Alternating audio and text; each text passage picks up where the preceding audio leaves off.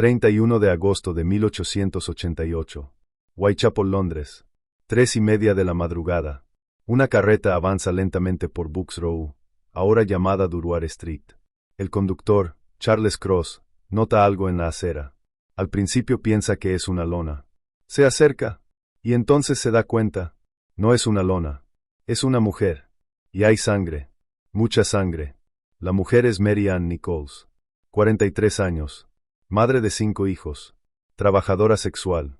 Y en este momento, acaba de convertirse en algo más, la primera víctima confirmada del asesino más famoso de la historia. El hombre que el mundo conocería como Jack el Destripador. Pero aquí está lo que nadie te ha dicho.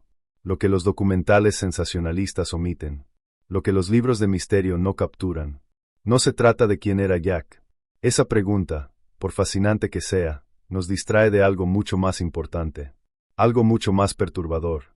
Se trata de qué era. ¿Qué tipo de mente podía hacer lo que hizo? ¿Y qué nos dice eso sobre la naturaleza más oscura de la psique humana? Pero antes dime una cosa. ¿De qué país me estás viendo en este momento? Escríbelo en los comentarios porque me encanta saber dónde están las personas que, como tú, sienten esa fascinación por descubrir la verdad detrás de las historias más oscuras de la humanidad. Si te apasionan los casos de criminología, los misterios sin resolver y las mentes más perturbadoras que han caminado sobre la Tierra, déjame decirte algo, estás exactamente en el video correcto. ¿Estás preparado para ir más allá de la mitología? ¿Para ver más allá del misterio romántico que Hollywood ha construido? Para entender no al monstruo de leyenda, sino al hombre que realmente existió, que realmente caminó por esas calles, que realmente hizo cosas que desafían nuestra comprensión de lo que los seres humanos son capaces de hacer. Porque lo que vamos a explorar no es cómodo. No es entretenimiento limpio. Es la disección de una mente tan rota, tan retorcida, tan incomprensible para la mayoría de nosotros, que 135 años después todavía nos obsesiona. Entonces, ¿por qué importa? ¿Por qué, después de más de un siglo, todavía hablamos sobre Jack el Destripador cuando hubo y hay asesinos seriales que mataron a muchas más personas? Porque Jack no fue solo el primer asesino serial moderno ampliamente documentado. Fue algo más profundo. Fue el momento en que la sociedad victoriana, con toda su pretensión de civilización y progreso, se enfrentó cara a cara con el mal puro. Y no pudo entenderlo. No pudo detenerlo. No pudo siquiera nombrarlo adecuadamente. Y aquí está la verdad incómoda. 135 años de investigación forense avanzada, perfilado psicológico, análisis de ADN, y todavía no podemos estar completamente seguros de quién era. Pero lo que sí podemos hacer ahora, con herramientas que no existían en 1888, es entender qué era. Entonces comencemos no con teorías sobre identidad. Comencemos con los hechos. Los hechos brutales, perturbadores, que nos muestran exactamente con qué tipo de mente estamos tratando. Mary Ann Nichols no murió rápidamente. Su garganta fue cortada 2 veces. La primera incisión fue profunda pero no completa. La segunda fue más profunda aún, cortando hasta la columna vertebral. Pero eso fue solo el comienzo. Su abdomen fue abierto mediante un corte irregular que se extendía desde la parte inferior del abdomen. Había otras incisiones, algunas superficiales, algunas profundas. Y aquí está el detalle que los forenses de la época notaron pero no pudieron explicar completamente. Había signos de que el asesino había intentado extraer órganos. Esto no fue un asesinato de pánico. No fue un robo que salió mal. No fue violencia doméstica. Fue algo completamente diferente. Algo que la policía victoriana nunca había visto antes. Pero aquí está lo que realmente debería hacernos pausar. Mary Ann Nichols estaba ebria cuando fue atacada. Probablemente no se dio cuenta del peligro hasta que fue demasiado tarde. El ataque ocurrió en una calle relativamente transitada. Había casas cercanas con ventanas que daban a la calle. Había otras personas despiertas en el área. Y sin embargo, nadie escuchó nada. Nadie vio nada. El asesino trabajó en completo silencio, con precisión suficiente para realizar mutilaciones complejas, en la oscuridad casi total, probablemente en menos de 10 minutos, y luego desapareció sin dejar rastro. ¿Qué tipo de persona puede hacer eso? No estamos hablando de furia ciega. Estamos hablando de control, de planificación, de una mente que puede funcionar con claridad helada mientras comete actos de violencia extrema. 8 días después, Annie Chapman, 47 años, también trabajadora sexual, también encontrada con la garganta cortada. Pero esta vez, las mutilaciones fueron mucho más extensas. Su abdomen fue completamente abierto. Sus intestinos fueron removidos y colocados sobre su hombro derecho. Su útero y parte de su vejiga fueron extraídos del cuerpo y llevados por el asesino. Y aquí está el detalle que hizo que los médicos forenses de la época se detuvieran. Las incisiones mostraban evidencia de conocimiento anatómico. No mucho. No era un cirujano experimentado. Pero sabía dónde cortar.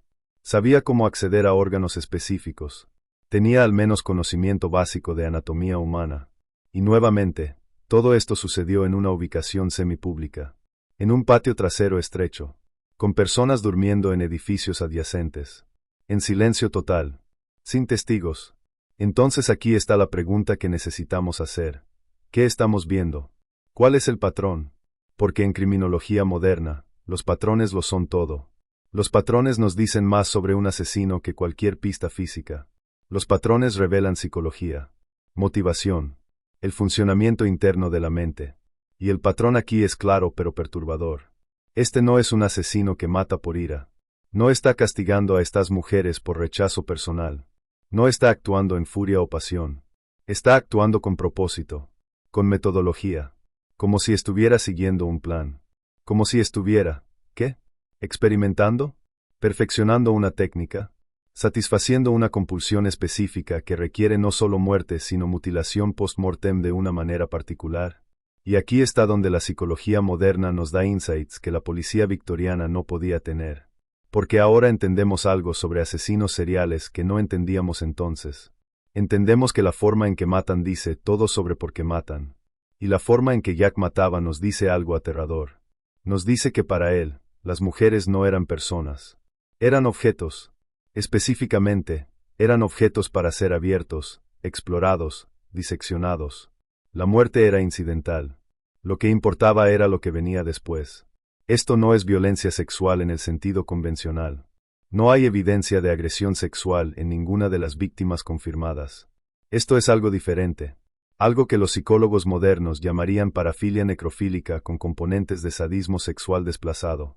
En términos simples, la gratificación sexual de Jack no venía de la violación. Venía de la mutilación. De abrir el cuerpo. De extraer órganos. El acto mismo de cortar, de ver el interior del cuerpo humano. Eso era lo que le proporcionaba satisfacción. Y esto nos dice algo crucial sobre su desarrollo psicológico. Este no es un comportamiento que surge de la nada. Este tipo de parafilia específica tiene raíces. Tiene una trayectoria de desarrollo. Tiene marcadores predecibles en la infancia y adolescencia. Entonces, ¿qué sabemos sobre el tipo de persona que desarrolla este patrón particular? Primero, casi siempre hombres. La violencia sexual desplazada hacia objetos inanimados, en este caso, el cuerpo muerto, es abrumadoramente un fenómeno masculino. Segundo, generalmente hay historia de abuso en la infancia. No siempre sexual, a menudo físico o emocional severo. El tipo de abuso que enseña a un niño que los otros humanos no son personas con emociones sino objetos que pueden ser usados. Tercero, hay generalmente una progresión. Tortura de animales en la infancia. Fantasías violentas en la adolescencia. Comportamiento cada vez más antisocial. Y eventualmente, si las circunstancias lo permiten, la escalada a la violencia humana. Cuarto, estos individuos a menudo parecen completamente normales en sociedad. Pueden mantener trabajos. Pueden tener relaciones superficiales. Pueden funcionar en el mundo. Porque han aprendido a enmascarar. A presentar una fachada. A esconder lo que realmente son. Y esto nos lleva a algo crucial. Algo que la mayoría de los documentales sobre Jack ignoran. No estamos buscando a un monstruo obviamente retorcido. No estamos buscando al loco vagabundo. No estamos buscando a alguien que destaque como peligroso. Estamos buscando a alguien que parecía normal. Que podía caminar por las calles de Whitechapel sin llamar la atención. Que podía hablar con trabajadoras sexuales lo suficientemente bien como para que los siguieran a lugares oscuros. Que podía, después de cometer atrocidades, limpiarse, irse a casa, y presentarse al día siguiente como un ciudadano respetable. Y esto es aterrador, porque significa que Jack no era el otro, no era el extraño obvio, era alguien que vivía entre la población general, que probablemente tenía vecinos que lo consideraban normal, quizás incluso agradable. 30 de septiembre. 2 asesinatos en una noche. Elizabeth Strayed y Catherine Edoves. Esto se conoce como la noche doble. Y nos dice algo importante. Elizabeth Strayed fue encontrada con la garganta cortada pero sin mutilaciones abdominales. La teoría predominante es que Jack fue interrumpido, que escuchó o vio algo que lo hizo huir antes de poder realizar su ritual completo. Y entonces, 45 minutos después, Catherine Edoves. Esta vez, las mutilaciones fueron las más extensas hasta ahora. Su rostro fue desfigurado. Su abdomen fue abierto completamente. Sus intestinos fueron extraídos. Su útero y riñón izquierdo fueron removidos y llevados. ¿Qué nos dice esto? Nos dice que cuando fue interrumpido con Strayed, no se detuvo. No huyó a casa satisfecho de haber matado. No, necesitaba completar su ritual. Necesitaba la mutilación. Eso era el punto. Eso era lo que lo impulsaba. Esto es compulsión. Esto es adicción. Esto es una mente que no puede detenerse incluso cuando sabe que está corriendo un riesgo enorme al atacar de nuevo la misma noche. Y aquí está el detalle más perturbador de todos. Con Catherine Edoves, Jack dejó un mensaje. O al menos, la policía encontró graffiti cerca del cuerpo que decía: "Los Hooves son los hombres que no serán culpados por nada". Ahora, hay debate sobre si Jack realmente escribió esto o si fue graffiti preexistente. Pero lo que es fascinante es la respuesta de la policía. El comisionado de Policía Metropolitana Sir Charles Warren ordenó que el graffiti fuera borrado inmediatamente. ¿Por qué? Porque temía que incitara violencia antisemita.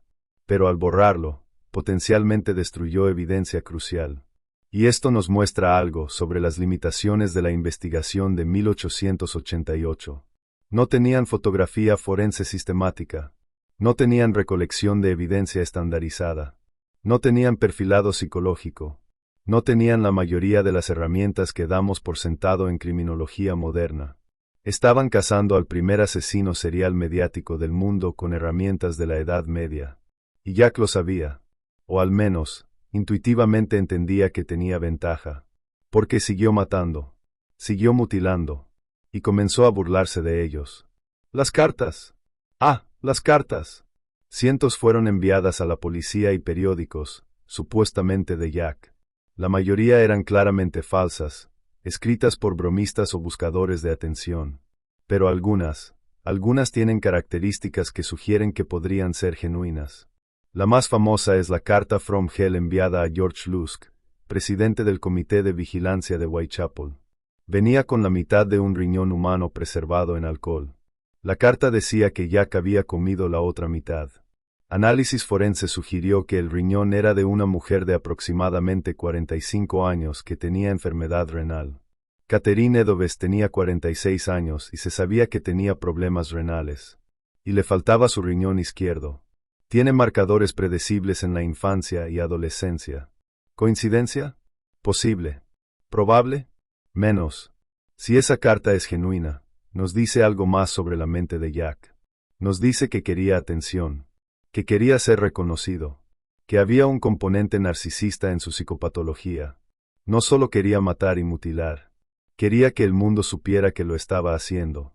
Quería que supieran que era más listo que ellos, que no podían atraparlo. Y tenía razón. Nunca lo atraparon. 9 de noviembre. Mary Jane Kelly. 25 años. Y aquí es donde todo se vuelve incomprensiblemente peor. Kelly fue la única víctima asesinada en interiores, en su propia habitación alquilada. Y esto le dio a Jack algo que nunca había tenido antes: tiempo, privacidad, la capacidad de hacer lo que quisiera sin temor a interrupción inmediata. Y lo que hizo es tan extremo que incluso ahora, 135 años después, es difícil de leer. Su cuerpo fue completamente mutilado.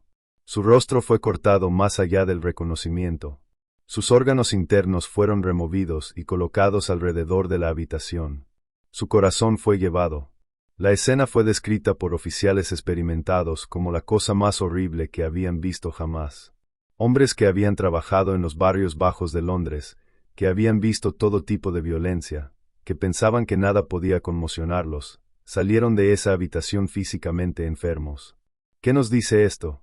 Nos dice que cuando Jack tuvo la oportunidad de trabajar sin restricciones, cuando pudo finalmente hacer todo lo que quería hacer, esto era el resultado. Esto era lo que había estado conteniendo. Esto era su visión completa. Y después de Kelly, Jack desapareció. Nunca hubo otro asesinato confirmado. Simplemente se detuvo. ¿Por qué? Hay varias teorías. Quizás murió. Quizás fue institucionalizado. Quizás se mudó de Londres. Quizás fue arrestado por otro crimen. O quizás, y esto es lo más perturbador, quizás alcanzó su culminación con Kelly. Quizás finalmente hizo lo que había estado construyendo hacia. Y después de eso, la compulsión disminuyó, pero aquí está donde necesitamos hacer una pausa. Porque hemos estado mirando los hechos. Los hechos horribles, perturbadores, brutales. Pero ahora necesitamos preguntarnos, ¿qué significan estos hechos?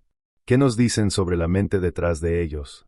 Y aquí es donde la psicología forense moderna nos da herramientas que la policía de 1888 nunca pudo tener.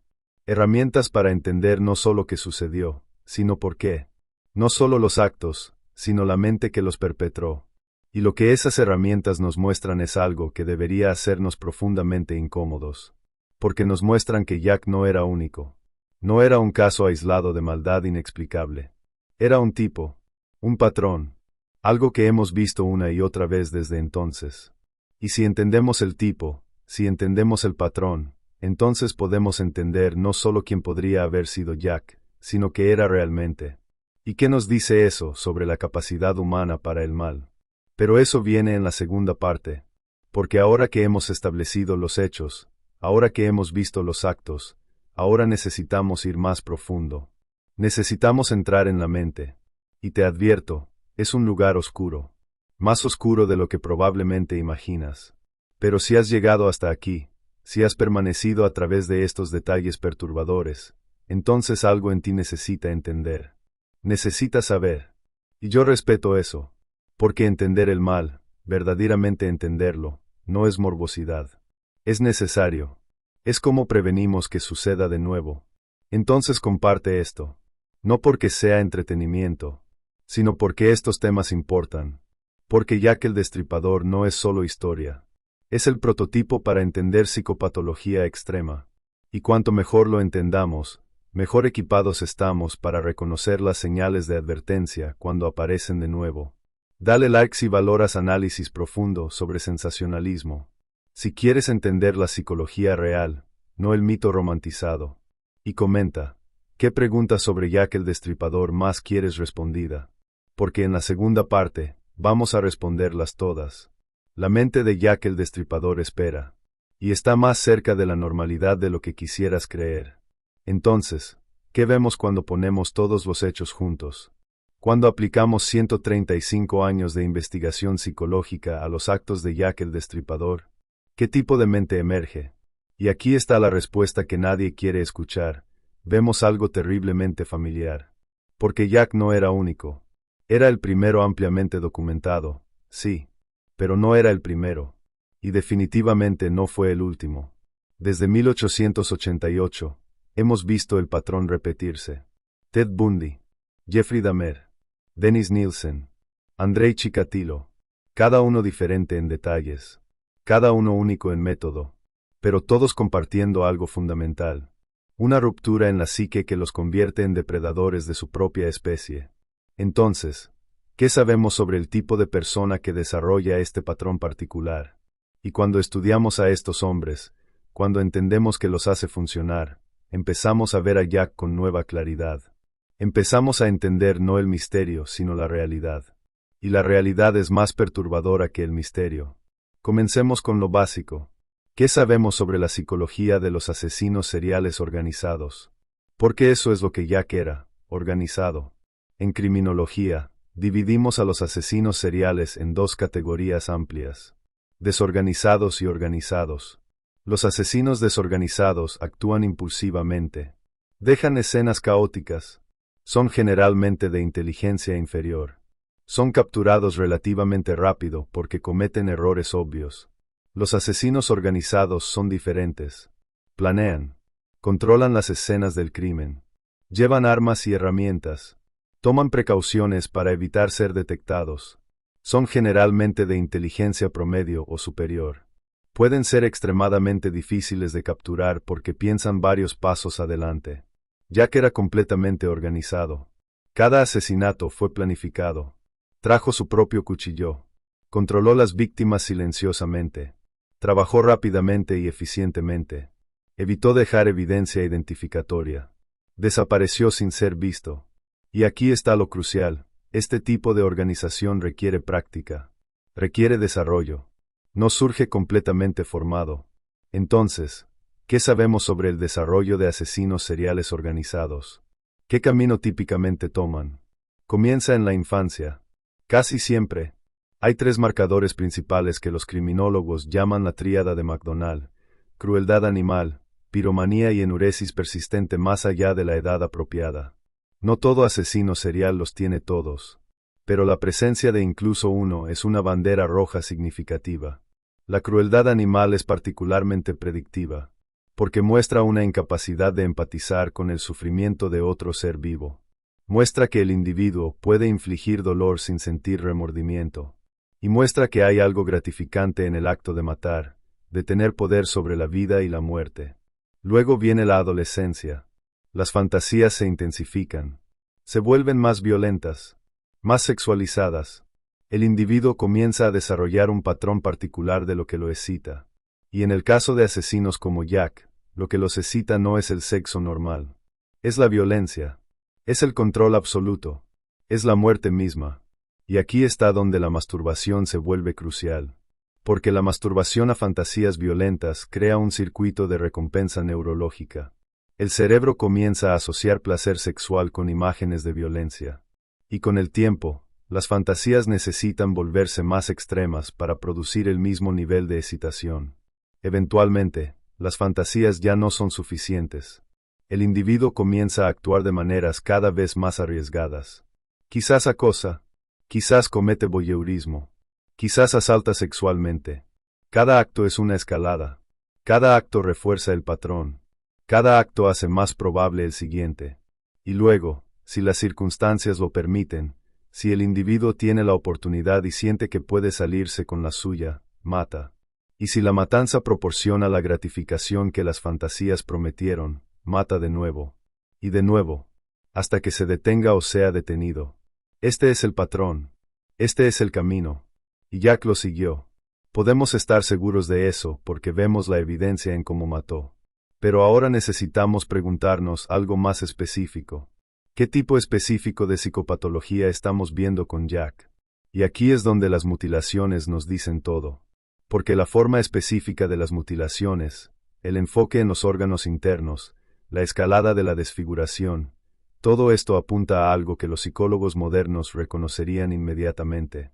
Estamos viendo lo que se llama last murder o asesinato sexual. Pero no en el sentido convencional. Jack no violaba a sus víctimas. No había penetración sexual en el sentido clínico. Pero el acto de mutilar era en sí mismo sexualizado. Era su forma de violación. Era su forma de dominio sexual absoluto. Y el hecho de que tomara órganos nos dice algo más. Nos dice que quería mantener trofeos, souvenirs, objetos físicos que podría usar más tarde para revivir la experiencia, para masturbarse sobre, para mantener viva la fantasía hasta que pudiera matar de nuevo. Esto es comportamiento extremadamente patológico. Esto no es alguien que mata por ira o beneficio o incluso sadismo convencional. Esto es alguien cuya sexualidad está completamente retorcida hacia la necrofilia y la objetificación extrema. Y aquí está lo aterrador. Probablemente parecía completamente normal en sociedad. Probablemente tenía un trabajo. Probablemente interactuaba con personas diariamente. Probablemente nadie lo veía venir. Porque así es como funcionan los psicópatas de alto funcionamiento. Han aprendido a enmascarar, a imitar emociones normales, a presentar una fachada que oculta lo que realmente son. Y Jack era claramente de alto funcionamiento. Pudo planear, pudo ejecutar, pudo evitar captura durante meses mientras toda la policía metropolitana lo buscaba. Eso requiere inteligencia, autocontrol, la capacidad de analizar riesgos y actuar estratégicamente. Entonces, ¿quién podría hacer eso? ¿Qué tipo de persona específica en Londres de 1888 tenía estas características? Y aquí es donde llegamos a los sospechosos, porque aunque nunca sabremos con certeza quién era Jack, podemos usar lo que sabemos sobre su psicología para evaluar qué sospechosos son plausibles y cuáles no. Hay docenas de teorías. Algunas son ridículas. El príncipe Alberto Víctor, nieto de la reina Victoria. No, un príncipe real no podía desaparecer en los barrios bajos sin ser notado. No tenía el conocimiento anatómico. No encaja en absoluto con el perfil. Walter Sickert, el artista. Posible pero improbable. La evidencia es completamente circunstancial. El hecho de que pintara temas oscuros no lo hace un asesino. Aaron Kosminski, el barbero polaco. Esto es interesante. Fue considerado sospechoso en la época. Fue institucionalizado por problemas mentales. Y análisis de ADN reciente de un chal supuestamente de una víctima sugiere conexión con descendientes de Kosminski. Pero la evidencia de ADN es problemática, la cadena de custodia es cuestionable, y él no encaja perfectamente con el perfil. Manteguion Druid, el abogado y maestro. Encontrado ahogado en el Támesis semanas después del último asesinato. La policía de la época lo consideraba el sospechoso principal. Encaja bien con el perfil de alto funcionamiento. Pero no hay evidencia física que lo conecte. Francis Tumbletti, el curandero americano. Arrestado por homosexualidad durante los asesinatos, huyó a América. Tenía conocimiento de anatomía. Odiaba a las mujeres. Coleccionaba úteros en frascos. Encaja sorprendentemente bien con el perfil psicológico. Pero nuevamente, sin evidencia física. La verdad es que probablemente nunca sabremos con certeza. Demasiado tiempo ha pasado. Demasiada evidencia se perdió o nunca se recopiló adecuadamente. Y la identidad específica, honestamente, importa menos de lo que pensamos. Lo que importa es el patrón, la psicología, lo que Jack representa sobre la capacidad humana para romper de maneras específicas y aterradoras. Porque aquí está la verdad que necesitamos enfrentar. Jack no era único. Era el primero ampliamente mediático, pero no era el primero en existir. Y definitivamente no fue el último. Desde entonces, hemos tenido innumerables Jacks. Cada generación tiene los suyos. Y cuando los estudias, cuando entiendes su psicología, ves el mismo patrón una y otra vez. Comienza con ruptura en la infancia. Continúa con fantasías violentas progresivamente más extremas. Escala a actos cada vez más peligrosos. Y eventualmente, si las circunstancias lo permiten, resulta en asesinato serial. El patrón es predecible. Las señales de advertencia son reconocibles. Y sin embargo, seguimos perdiendo a estos individuos hasta que es demasiado tarde. ¿Por qué? Porque como sociedad, no queremos creer que el vecino de apariencia normal, el compañero de trabajo tranquilo, el conocido educado, podría ser capaz de tales actos. No queremos creer que el mal puede parecer tan ordinario. Pero puede. Y lo hace. Y Jack el Destripador fue la primera vez que la sociedad moderna se enfrentó a esta realidad de manera que no podía ignorar. Y aquí está la lección final, la más importante. Estos individuos no son monstruos sobrenaturales. Son humanos. Humanos rotos de maneras específicas y predecibles. Y si entendemos cómo se rompen, si reconocemos las señales, si intervenimos temprano, podemos potencialmente prevenirlo. No siempre, no en todos los casos, pero en algunos. Y eso hace que el entendimiento valga la pena. Entonces cuando miras a Jack el Destripador, no veas el misterio. No veas la leyenda romántica. Ve el caso de estudio. Ve la advertencia. Ve lo que sucede cuando la psicopatología severa no se detecta, no se trata, y se le permite escalar sin control. Esa es la verdadera historia de Jack el Destripador. No quién era, sino qué era. Y que nos enseña sobre la oscuridad que existe en los márgenes de la psique humana. Si has llegado hasta aquí, si has permanecido a través de este análisis perturbador, entonces entiendes que esto no es entretenimiento. Es educación. Es prevención. Es honrar a las víctimas no solo recordando sus muertes, sino usando esas muertes para entender cómo prevenir las siguientes. Porque ese es el verdadero legado que deberíamos extraer de Jack el Destripador. No el misterio sin resolver. No la fascinación morbosa con la identidad. sino el entendimiento de cómo las mentes pueden romperse de maneras tan extremas. Y cómo podemos, potencialmente, detectar esas rupturas antes de que resulten en violencia. Pero hay algo más que necesitamos abordar. Algo que a menudo se pierde en todas las discusiones sobre Jack. Y es esto: ¿por qué Whitechapel? ¿Por qué esas mujeres específicas? ¿Qué nos dice eso sobre la mente de Jack? Whitechapel en 1888 era uno de los barrios más pobres de Londres. Sobrepoblado, sucio, lleno de inmigrantes, y lleno de trabajadoras sexuales desesperadas que harían casi cualquier cosa por unos pocos peniques para pagar una cama por la noche. En otras palabras, era un caldo de cultivo perfecto para un depredador, porque las mujeres allí eran vulnerables. Estaban acostumbradas a ir con extraños a lugares oscuros, y cuando desaparecían o morían, a la sociedad más amplia no le importaba mucho. Eran solo prostitutas. Eran desechables. Jack sabía esto. Conscientemente o no, eligió víctimas que sabía que tenían menos protección social. Mujeres cuyas muertes no generarían el mismo nivel de indignación que si hubiera atacado a mujeres de clase media o alta. Y esto nos dice algo importante sobre su psicología. Nos dice que era calculador, que entendía la estructura social, que eligió víctimas no solo por accesibilidad física, sino por accesibilidad social. Víctimas que podía matar con menor riesgo de consecuencias inmediatas. Esto es depredación. Esta es la mentalidad del cazador identificando a la presa más débil.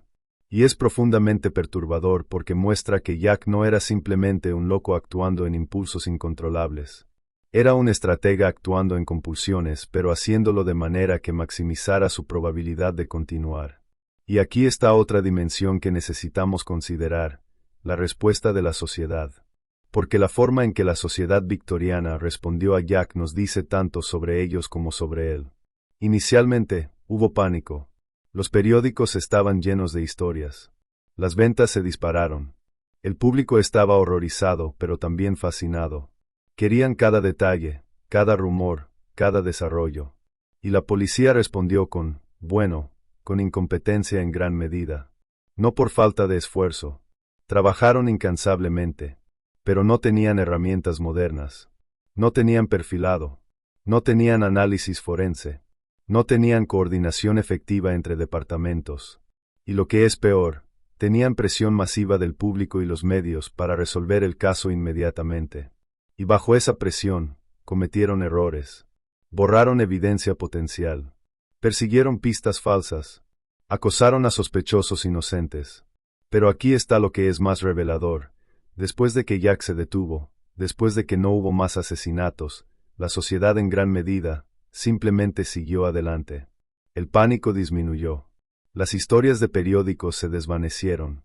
La vida volvió a la normalidad. Excepto para las familias de las víctimas.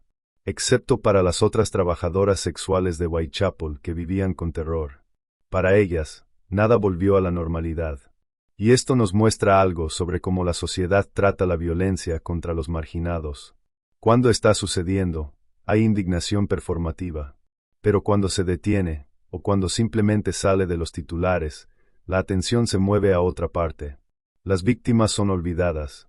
Sus vidas son reducidas a estadísticas, a entradas en libros de historia, a personajes en podcasts de crímenes reales. Y eso no está bien, porque estas eran personas reales. Mary Ann Nichols era madre. Annie Chapman tenía familia. Elizabeth Strayed había sobrevivido al hundimiento del Princesa Alice. Catherine Edoves tenía hijos que la amaban. Mary Jane Kelly era joven, con toda la vida por delante. No eran solo víctimas. Eran personas. Y merecen ser recordadas como tales, no solo como entradas en el conteo de cuerpos de Jack el Destripador. Pero también necesitamos usar sus muertes para aprender. Para entender, para prevenir las próximas. Y eso significa entender no solo a Jack sino el tipo de sociedad que permite que los Jacks operen. Porque aquí está la verdad. Jack tuvo éxito en parte porque estaba cazando personas que la sociedad ya había marginalizado. Personas que vivían en las sombras. Personas cuyas desapariciones no generaban búsquedas inmediatas. Personas cuyas muertes no importaban tanto como deberían. Y ese patrón continúa. Mira a casi cualquier asesino serial moderno. Mira a quien cazan. Trabajadoras sexuales. Personas sin hogar. Adictos. Inmigrantes sin documentos. Personas en los márgenes. ¿Por qué? Porque son vulnerables. Porque confían en extraños por necesidad. Porque cuando desaparecen, las respuestas son más lentas. Porque son percibidos como menos que. Y mientras mantengamos a personas en los márgenes, mientras mantengamos poblaciones vulnerables que operan en las sombras, estaremos creando campos de caza para depredadores. Esa es una verdad incómoda. Pero es verdad.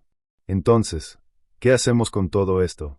Con este análisis de la mente de Jack, con este entendimiento de su psicopatología, con este reconocimiento de las condiciones sociales que permitieron sus crímenes. Primero, aprendemos a reconocer las señales de advertencia. El aislamiento social extremo, la crueldad hacia animales, las fantasías violentas expresadas, el comportamiento cada vez más antisocial. No toda persona con estas señales se convierte en asesino serial, pero toda persona que se convierte en asesino serial muestra estas señales. Segundo, trabajamos para reducir la vulnerabilidad de las poblaciones marginales, no mediante mayor criminalización, que simplemente empuja a las personas más profundo en las sombras, sino mediante apoyo, recursos, opciones.